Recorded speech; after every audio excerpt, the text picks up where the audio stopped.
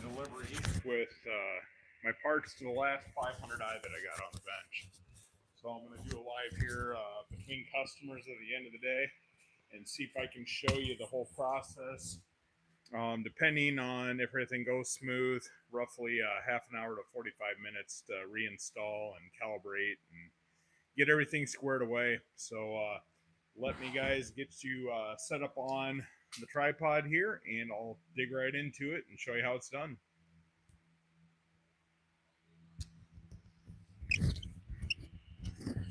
So I've already disassembled the saw and cleaned everything really good.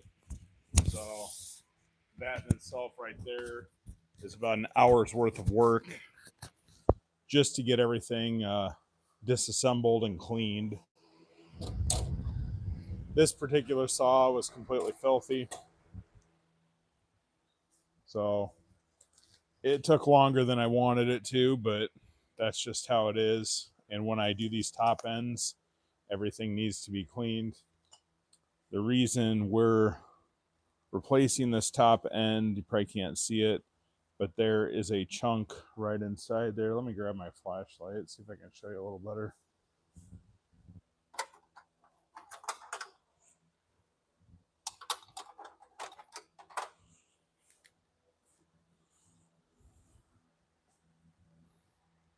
So right up on top there, a little white spot, that is actually a chunk missing. I can catch my fingernail on it.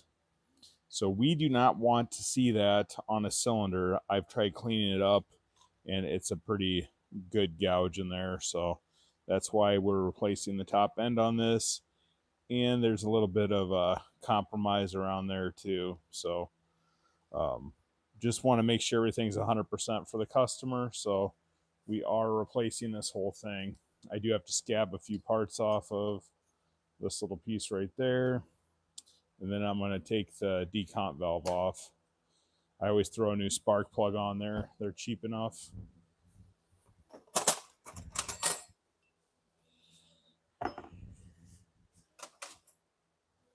Spark plug, we'll go take it on the wire wheel before we put it back on the new cylinder. This one's sort of crusty, crunchy, nasty. But if you clean them up, they still work fine.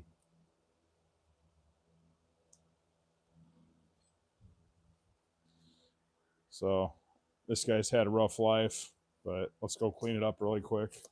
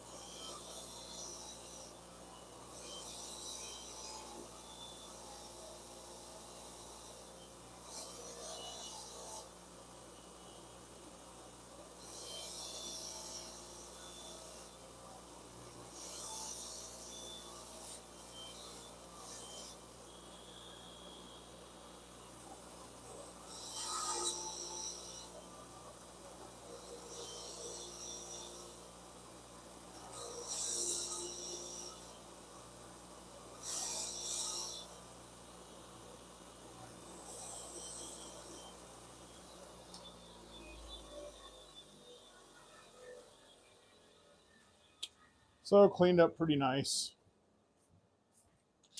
These are about 40 bucks. So if you do want to replace them and spend the money, go for it. But if it's working, there's no reason to replace it. So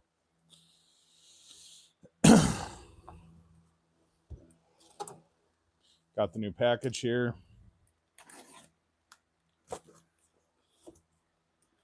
This is going to be the full kit on this one.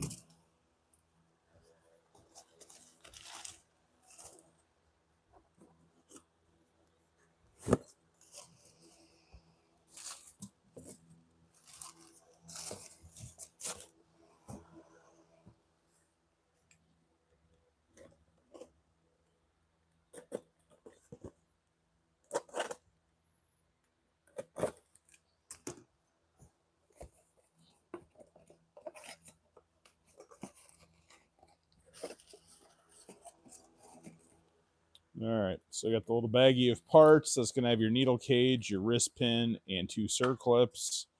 Then we've got our piston right here.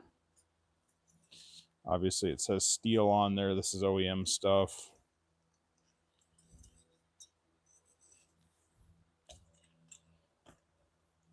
And, of course, very pretty inside of a piston right there. So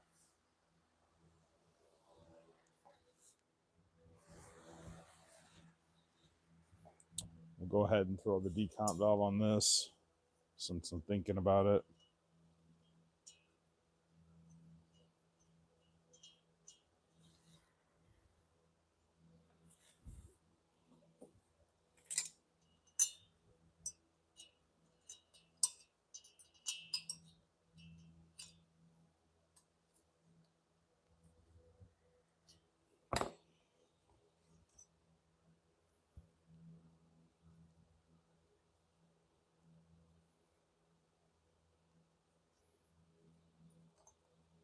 And this just slides into there to hold on the shroud on top.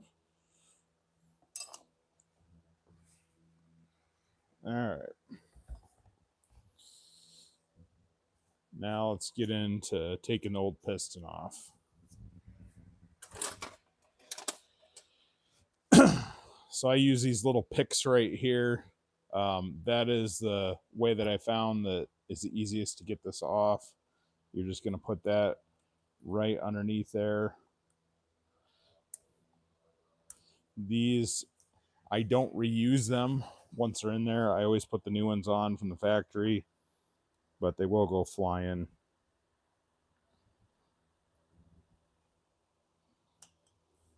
Unless you put your thumb on there just like that. So catch them.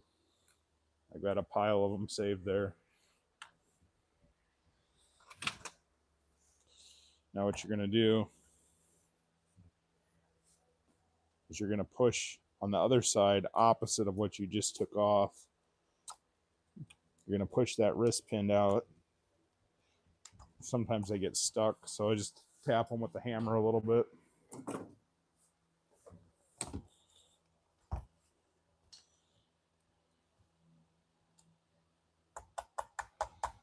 Doesn't take much.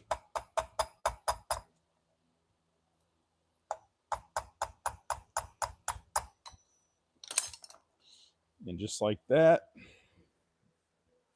piston's off. So this, and obviously lots of scoring on there. Wasn't going to work no matter what. It has it on the air intake side as well. And if you look right here, I think the reason of failure, see that discoloration right there? She got real hot. So I think we overworked this and we didn't have a sharp chain on it. And that was the initial failure cause right here. So I'm going to go ahead and wipe everything down. Anytime I see a little bit of spots or debris on there, I just get everything nice and clean before I put it back together. My rebuilds are as squeaky clean as you're going to get.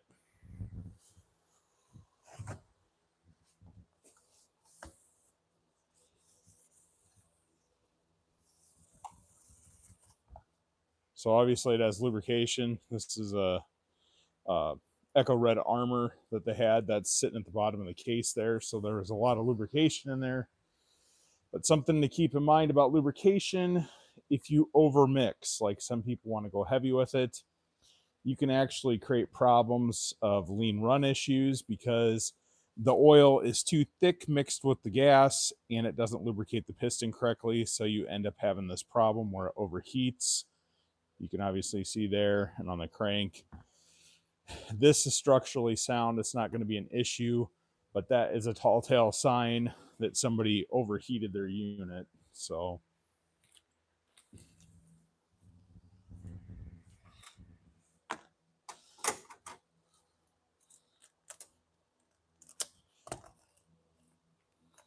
all right, so we got a new needle cage right here.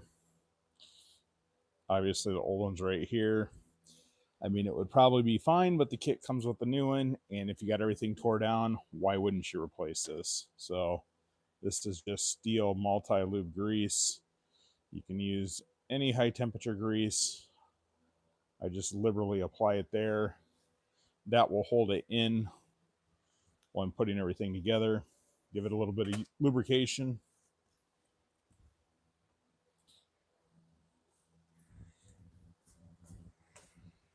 So I have 3 different size tools for circlips, a 10, 11, and 12. This particular one is going to be a 12.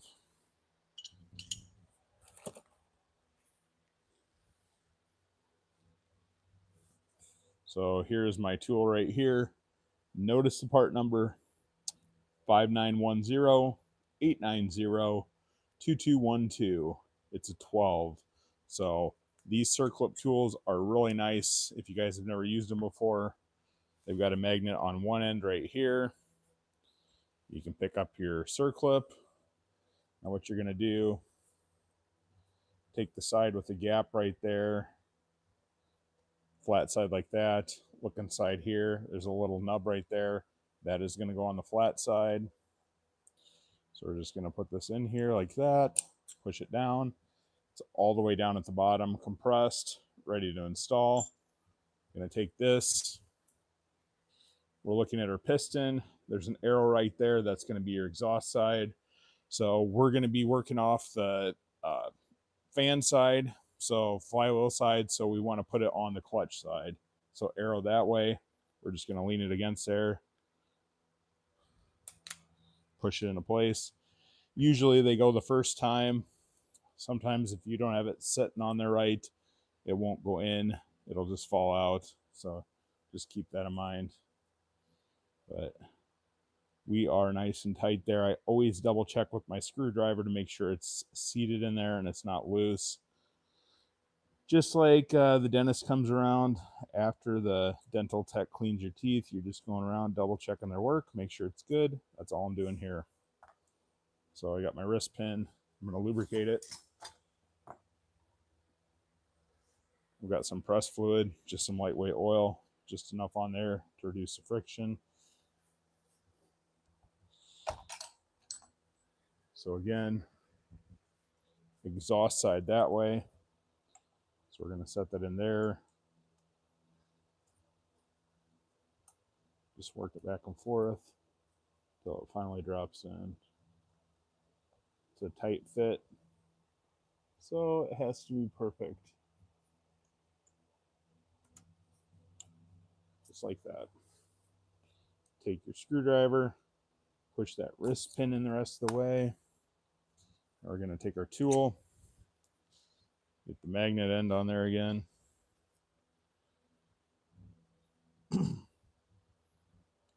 Line that up flat like that.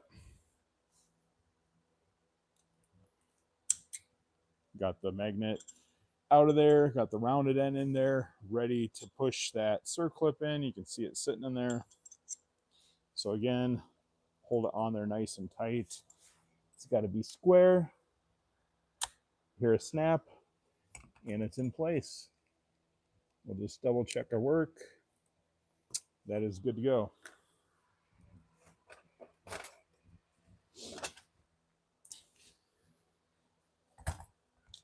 Now we're going to put our gasket on there. Don't forget to do that. These can be reused. Generally, they're in perfectly fine shape. They're metal. Just inspect it, make sure everything looks good before you put it in there.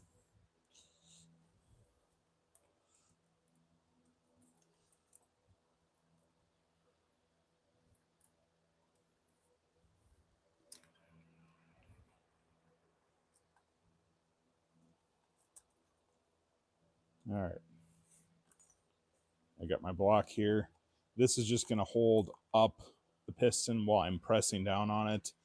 So what you're going to look for on this piston for the rings to make sure that these are seated right, there's going to be a little knot right there, little point. Your ring should go around that. There's going to be a second point. This one's on this side. Rotate that ring around until it's just like that. So it should be on both sides. So that way when you compress this down, you're not squeezing that ring and busting it on that little pin. So again, press fluid, you're going to want to use some sort of lubricant on there. Just liberally put it around the top, go around the rings, just enough where you're not getting a bunch of friction. I'll even take a little bit just around in here. You don't have to have a ton of it. So we got that. Now we're going to go ahead and compress the rings. So if you notice, if they're not compressing tight all the way, you might have your pin off a little bit.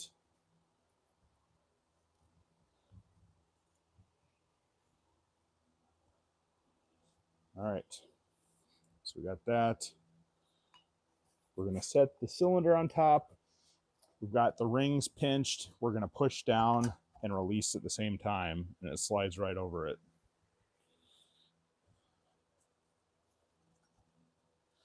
Then we can take that out, take our block out, and then we're going to rotate this a little bit back and forth until it goes down. And you're nice and tight there. So that's all we have to do to get that situated. Now we're going to bolt that down. You can reuse the same bolts. I'm going to clean them off really quick.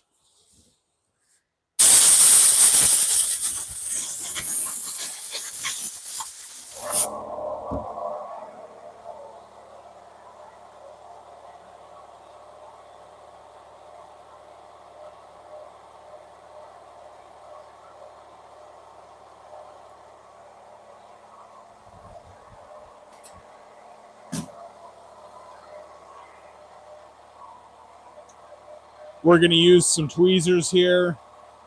It just makes it a lot easier. Get them into place.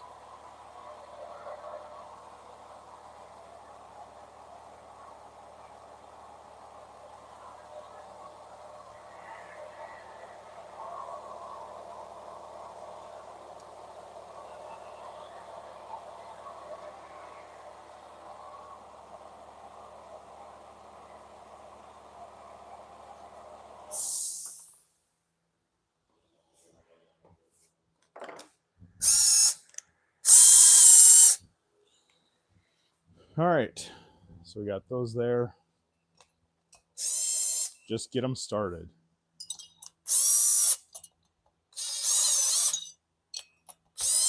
Make sure everything is started before you tighten them down.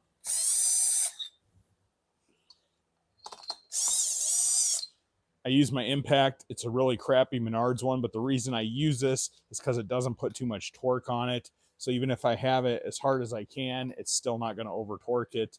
I wouldn't use my Milwaukee or DeWalt on this, but this works perfect for what I'm doing. As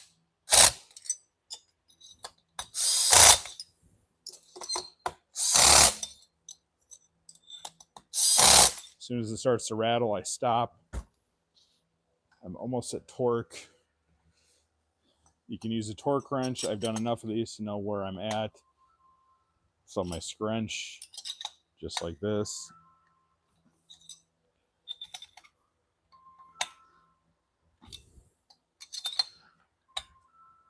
Just like that.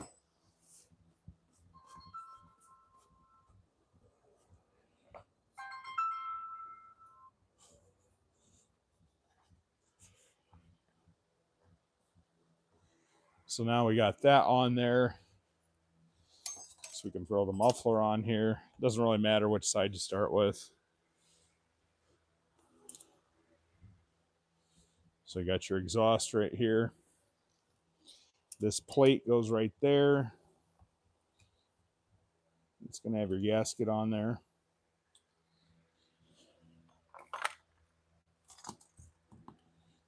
And so you got your first part of your exhaust, the first half. I'm just going to clean this up just a little bit more.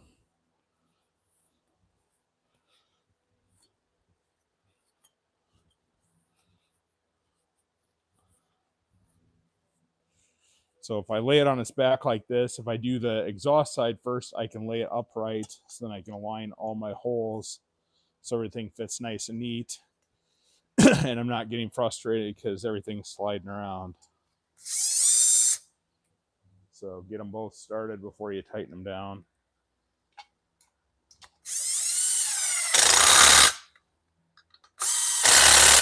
This has enough torque to get it where I need it.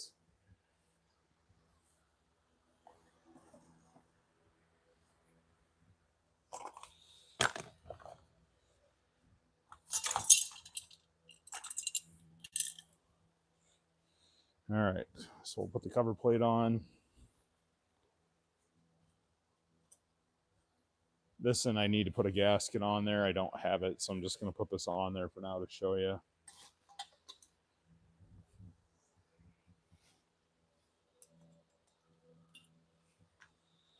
So, of course, the two little guys go on top.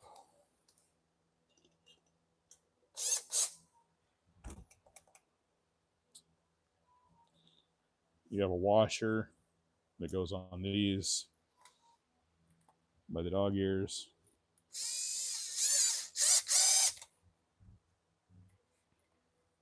That one doesn't get a washer.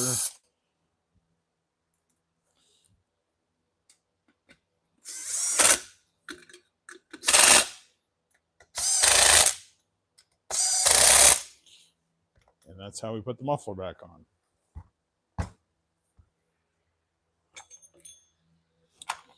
All right.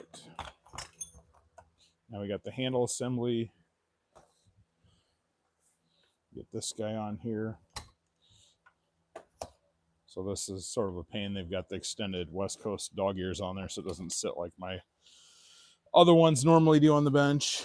So this is all clean. You have this rubber gasket right there. Make sure you guys didn't lose that when you're putting the thing back on there. It fits nice and tight like that. You got 4 screws that hold this into place. I'm going to blow these out.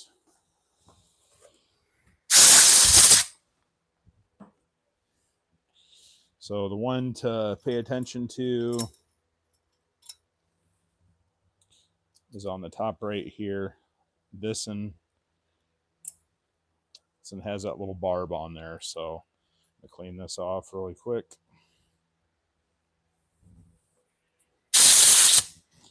So if you don't have a diagram and you didn't take pictures, it can be a little bit confusing how this goes back together. So that's why I'm going to show you guys right here.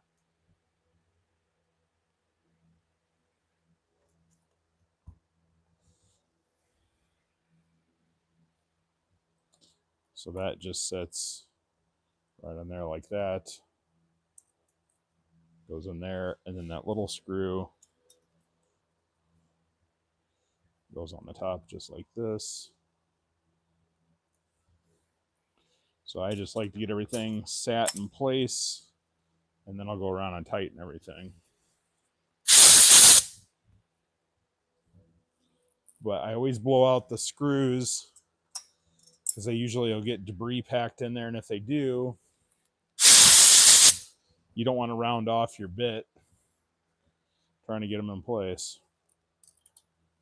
Okay, so we got that. And the last one I'll put on when I'm done with the other stuff. So these, be very gentle about how you torque them on. I go just till it touches, and then I'll put my wrench on them, my scrunch. get them the rest of the way I want them, because this metal is really thin and they will snap off. And if they snap off, then you got to try to tap them out of your cylinder. So try not to do that.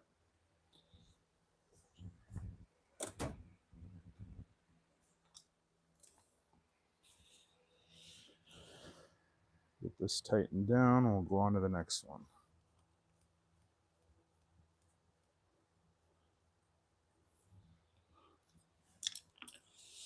All right, these little rubber grommets hold it into place. Get that back where it's supposed to be. One on each side. So on these units, usually the wires are going to show you where they go, especially on something that's a little bit older, because it's just been formed that direction. So it's pretty straightforward how it goes. If you have something new, if you put new parts on, it's sort of hard to trace how stuff goes sometimes.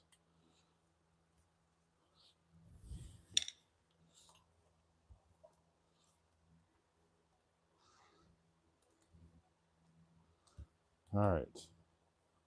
Like I said, I'm a caring about cleanliness. So the only time you're going to be getting in the saw cleaning stuff is when you got it apart. So now we're going to put the manifold boot on there.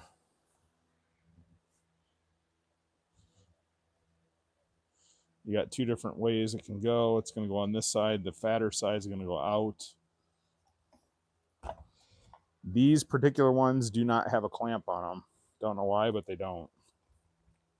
Just goes on there like that.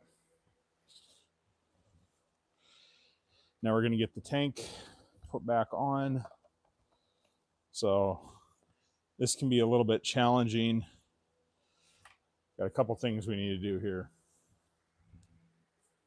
So first thing is this plate. You need to get this plate back into place. That goes over top here.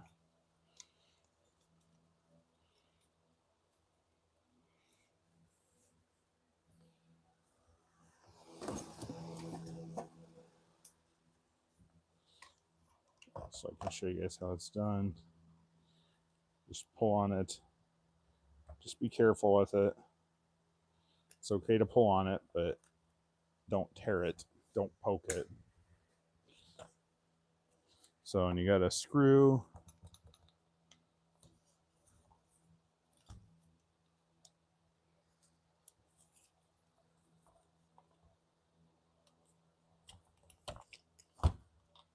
Screw that goes right there. If you keep your parts in a tray like this, you can keep track of everything. How I take it off, I'll put them in different sections, and when I put them back on, I just go backwards. So everything is aligned.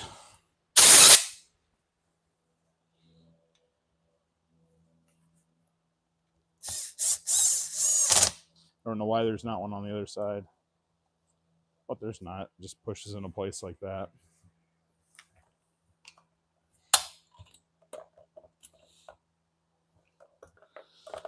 So now we got to do a few things here. Got to reconnect the impulse line at the bottom.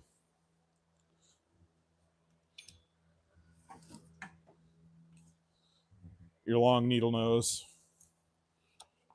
They give you just enough room to reconnect that impulse line.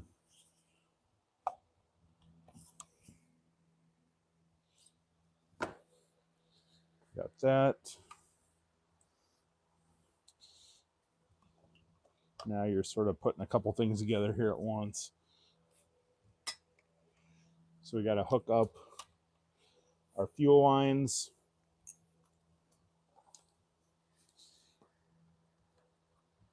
And these can go different ways, so make sure you're putting them on the right nipple. If you don't, what's going to happen is when you're purging that bulb, if you put it on your impulse line or something, it's just going to fill up the bottom of your crankcase with fuel. So make sure you're putting them in the right spot.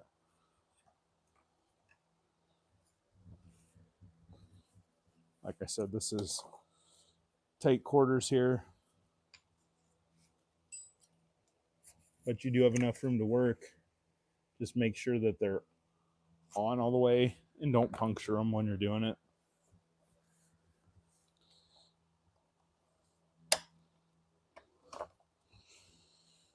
So I'm going to just double check with my flashlight. Make sure that I got everything connected right.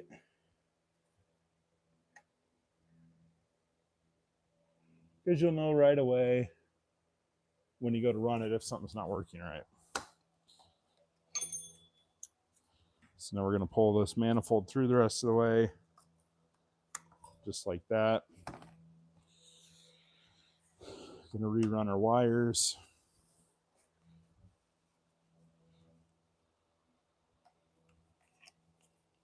So this goes underneath there.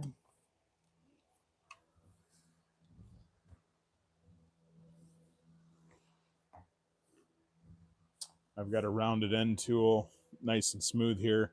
This is what I use to push my wires into place so I don't cut into them.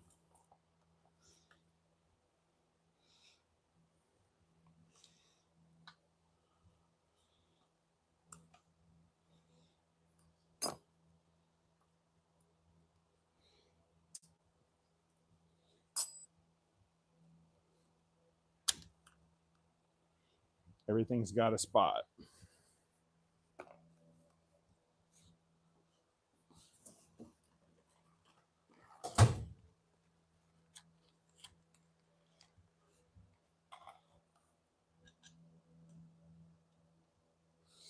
I will try to answer you guys' questions here at the end. I want to get to a good stopping point with this.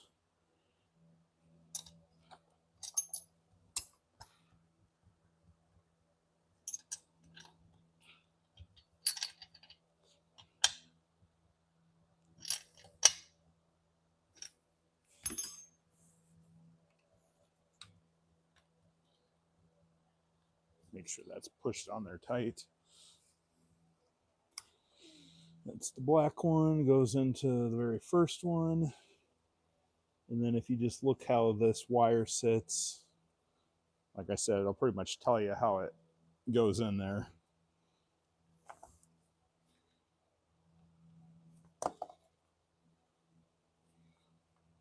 Got the blue in here.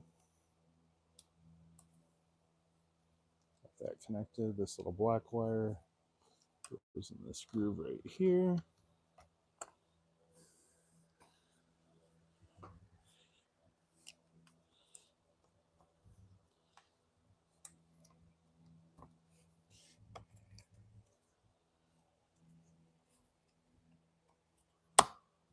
Purge ball back into place.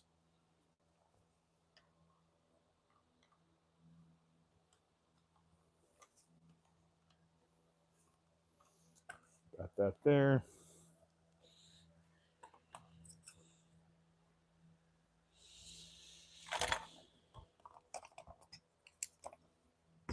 All right, so I got some more parts here.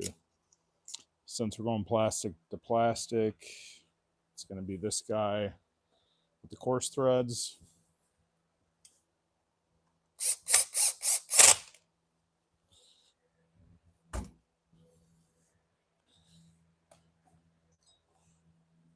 Then we got this little plastic piece here.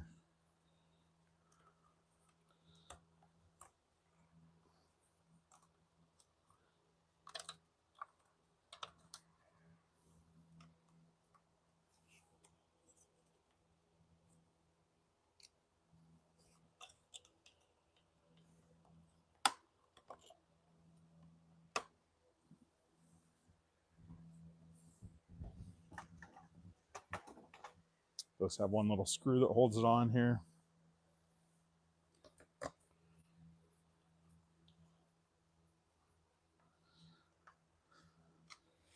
All right, so now I just want to look at all my parts, make sure I'm not forgetting something. So we got that little ring. It goes in there.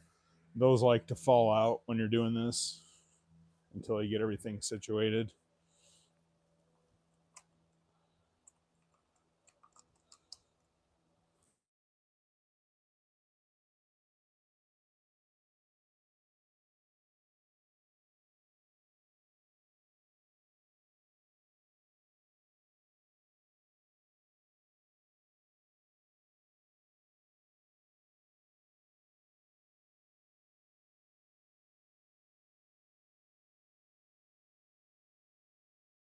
Gonna put the wrap handle back on.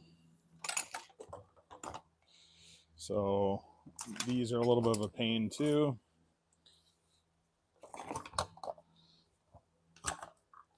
If you start in the front here, this is the easiest way to do it. Get it situated like that. All 4 of these are going to be the same.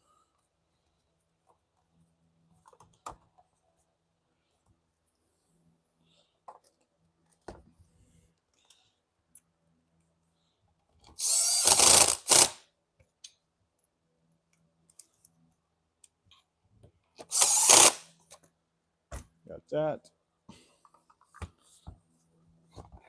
Go back to the front here.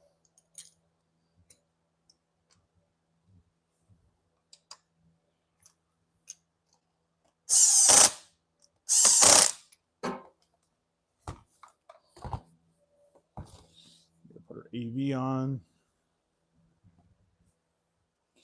AV is going to mount right here. So you have 2 screws left. One is a little bit shorter than the other. The short one is going to go into your cylinder.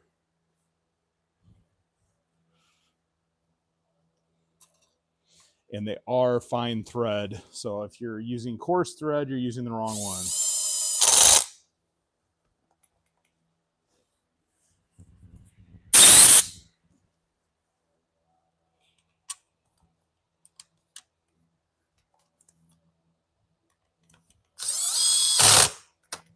So we got all that done.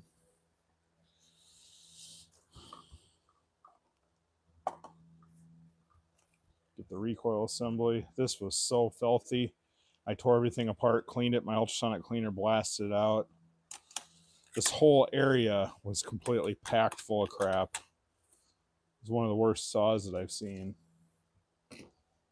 All right, so these are all going to be the same, except this one has a cup that goes on top.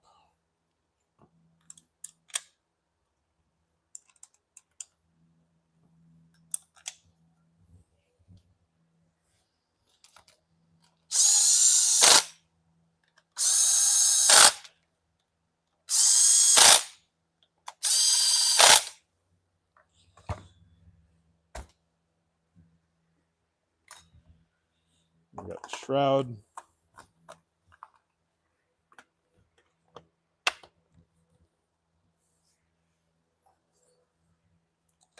Got this screw right here that locks into place. I'm gonna get a new air filter.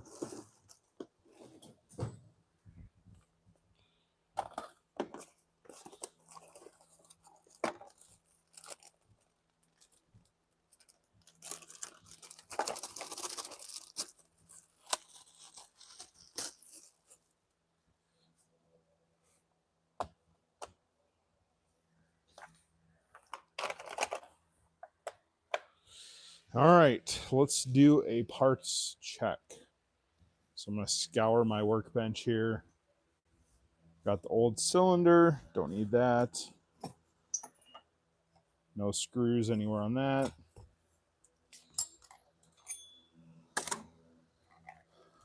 Got to put that back on, get the bar back on. No screws on that. That's the thing with these magnet pieces. They can catch screws. So just double check everything. Make sure you're not forgetting anything. But yeah, so we got that all replaced. What, like half an hour or something like that? So that's the old piston. Got the top end done.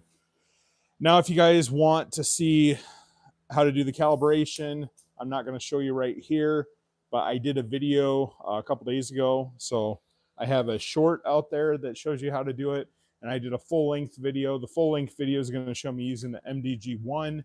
The MDG1 is exclusive for dealers, so you're not just going to be able to go buy it. Even if you did buy the machine, you still can't use it because you got to use Stihl software, and the dealers are the only ones that are going to have that. So just keep that in mind if you guys are going to be recalibrating your machines. So I have the video on there. It's not very complicated, but there are a few things that you have to know because if you don't do it right, it won't work. But yeah, pretty straightforward on this. Generally, if you haven't done one of these before, plan on a solid 2 hours, tearing everything off, cleaning everything, and putting it back together. So the cleaning is what I emphasize. If you have a brand new saw and you were just, doing a poor job or slapping it back on, sure, an hour. But if you guys are going to be taking saws that somebody had used and they've trashed and it has tons of debris on there, you're going to have probably an hour cleaning the thing out. That's just the way it is.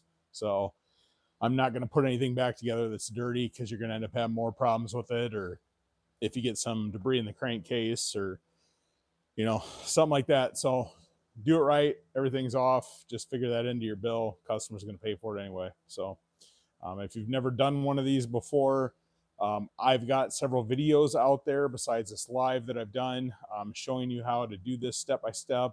I've also got videos out there showing you how to pressure test and check the fuel system if you're having problems with the fuel system on these. But yeah, if you haven't done it before, make sure you're taking pictures if you're not referencing the videos. Also take videos from your phone. They're just a nice reference, going back, seeing where different parts are. Makes it a lot easier when you're trying to go back and check stuff. So that's what I got right now. Let me see if there's any questions on here. Losing crankcase pressure sensors, third one in 2 years. Too much compression. Usually happens when I'm doing my undercut and face. So there's variables with this stuff too. I would make sure that obviously you're using a sharp chain. If you're doing really big cuts, these saws can go up to 36-inch bar. I would say the 28-inch bar is the sweet spot. So if you're going over that, I would probably use a full skip tooth chain. Again, make sure it is sharp.